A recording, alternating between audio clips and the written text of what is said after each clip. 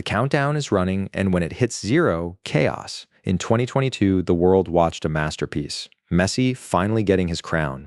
Mbappe nearly stealing the whole thing with his bare hands. But here's the truth nobody wants to admit. That tournament, that was just the trailer. 2026 is a different beast entirely. 48 nations, 3 hosts, and an entire generation of killers who have spent 4 years watching tape, studying weaknesses, and sharpening their teeth. Some nations show up to the World Cup just hoping to survive the group stage. The 10 names you're about to hear, they are not showing up to survive. They are showing up to erase you from the map. This ranking is not about history. It is not about popularity. It is about destructive power. Squad depth, physical dominance, and the cold, calculated reality of who actually lifts the trophy when the fighting stops. Forget the friendlies, forget the highlight reels. These are the 10 most dangerous war machines in world football. Let's start with number 10. Number 10, Germany is in a rebuilding phase, but that is exactly what makes them dangerous. When Germany is underestimated, they usually respond. The squad is becoming younger and more technical, with players like Musiala and Wirtz expected to carry the creative responsibility. The question is consistency. On their best day, they can control any match. On a bad day, they can struggle to break down organized teams. But in tournament football, Germany always finds a way to stay alive longer than expected. Number 9, Morocco is no longer a surprise team. After their run in 2022, expectations have changed completely. This is a team built on discipline, defensive structure, and strong organization without the ball. They are difficult to break down, especially in knockout matches where structure matters more than possession. The key question is depth across a long tournament. But one thing is clear, no team enjoys facing Morocco in a knockout game. Number 8, England enters 2026 with one of the strongest player generations they have had in decades. Bellingham, Saka, and others are reaching their peak years at the same time. On paper, this is a complete team. Technically strong, physically strong, and tactically more flexible than in previous tournaments. The challenge is not talent. It is handling pressure in the biggest moments of knockout football. If they stay composed, they can go very far. Number 7. Uruguay is one of the most uncomfortable teams to play against. They bring intensity, physical pressure, and constant disruption to the rhythm of the game under Bielsa's influence.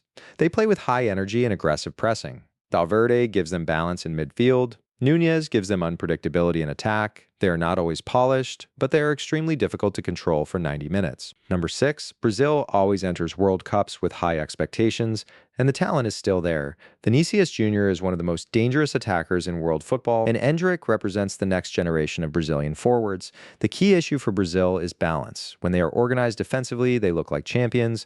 When they lose structure, they become vulnerable in transition. Their success in 2026 will depend on stability more than skill. Number 5, Spain plays a very controlled and structured style of football. They dominate possession and force opponents to defend for long periods. Rodri is the key player who connects defense and attack. Pedri and Gavi bring technical control in midfield.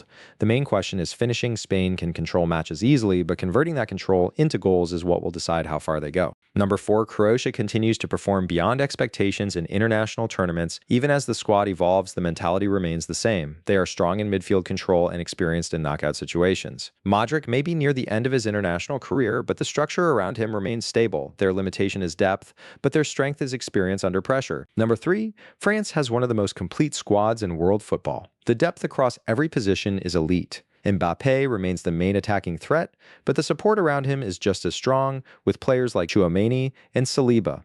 The strength of France is not just talent, it is the fact that they can replace almost any player without a major drop in quality. Their biggest challenge is internal harmony. When France is united, they are extremely difficult to stop. Number 2, Argentina. Argentina enters 2026 as world champions, and that changes everything.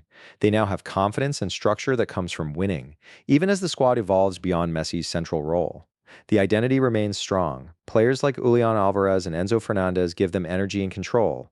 This is a team that understands how to manage pressure moments. They are not always the most dominant, but they are one of the most competitive teams in tournament football. Number 1, Netherlands. The Netherlands has one of the most balanced squads in Europe. Defensively, they are strong with players like Van Dijk and Ake. In midfield, De Jong provides control and progression. In attack, they have emerging players who bring movement and unpredictability.